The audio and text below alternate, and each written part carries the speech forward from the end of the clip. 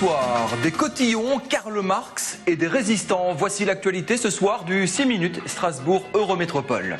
Et vous, comment étiez-vous déguisé pour Mardi Gras? Direction Oswald, où a été organisé un grand carnaval des enfants aujourd'hui.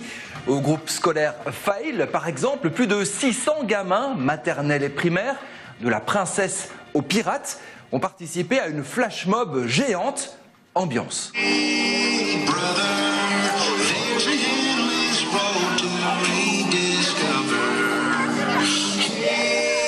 C'est trop bien, on s'amuse très bien. On a montré la chorégraphie aux petits, c'était trop bien. C'était trop bien, on s'est amusé comme des fous, la chorégraphie c'était de l'enfer. C'était trop bien.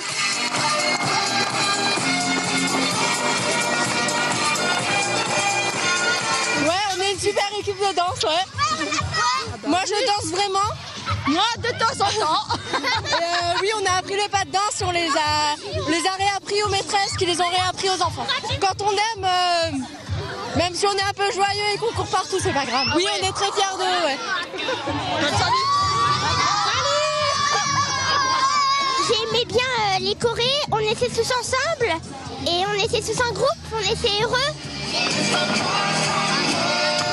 La difficulté réside surtout dans le nombre, parce que nous sommes une des plus grosses écoles du secteur et il a fallu entraîner toutes les classes les unes après les autres et de manière régulière pour que ça soit réussi. C'était carnaval aujourd'hui, donc on leur a expliqué qu'ils pouvaient se déguiser comme ils voulaient. Que je me suis bien amusée avec mes copines et que voilà, et que je passe à la télé.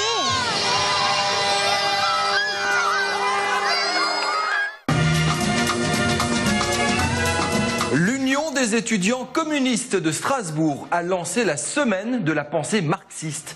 Des conférences sont organisées pour montrer une autre voie, une alternative au libéralisme. Thème cette année, la liberté.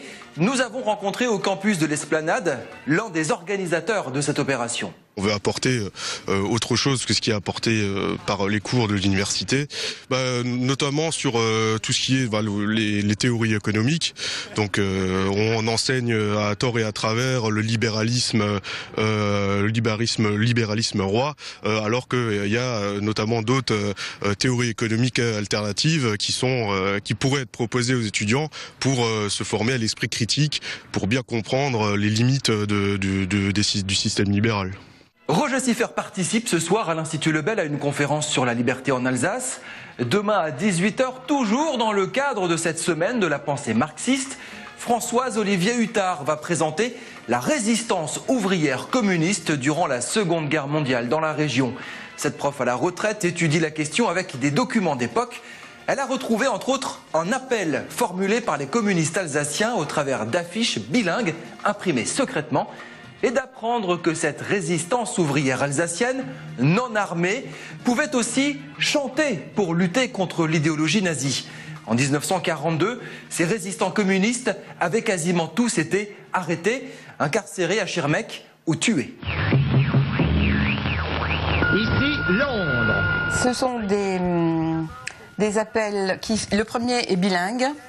Il est signé, c'est un appel du Parti communiste d'Alsace-Lorraine à tous ceux qui souffrent de la honte du régime hitlérien et veulent lutter pour la libération de notre pays. Alsaciens et Lorrains, hommes et femmes. Voilà, donc c'est vive le Front alsacien-lorrain pour la libération de la honteuse dictature hitlérienne, vive l'Alsace-Lorraine libre et indépendante, le Parti communiste d'Alsace-Lorraine. Donc on voit bien ici le projet anti-hitlérien, mais si on isole la dernière phrase, comme ça a été fait après la guerre par certains, ça peut apparaître comme un projet autonomiste. Et c'est la raison pour laquelle, dans un premier temps, on a refusé la carte de résistant à ceux qui avaient signé aux communistes alsaciens, quoi. C'est aussi une résistance qui va être décapitée avant août 42, avant l'intégration des Alsaciens dans le Reich. Les Allemands auront d'autant plus de facilité à faire cela qu'ils auront trouvé en arrivant en 1940 à la préfecture de Strasbourg, des listes établies par les renseignements généraux qui comportent tous les noms de tous les syndicalistes et de tous les militants politiques connus, surveillés par ce qui est l'ancêtre des renseignements généraux. Et donc ils n'ont qu'à traduire cette liste. Et ils vont cueillir les gens, soit sur leur lieu de travail, soit à leur domicile. Il y a bien 300 arrestations. Oui. Des formes aussi d'entraide, on va dire psychologique ou assez originale, parce que j'ai pas vu ça ailleurs. Les familles se réunissaient, faisaient des pique-niques au début, à Erstein par exemple, et ils chantaient. Il y avait une espèce de tradition du chant révolutionnaire, du chant contre le fascisme, du chant pour la liberté, qui était tout à fait admise et tout à fait régulière. Ils ont beaucoup chanté. Et maintenant, la suite de nos informations.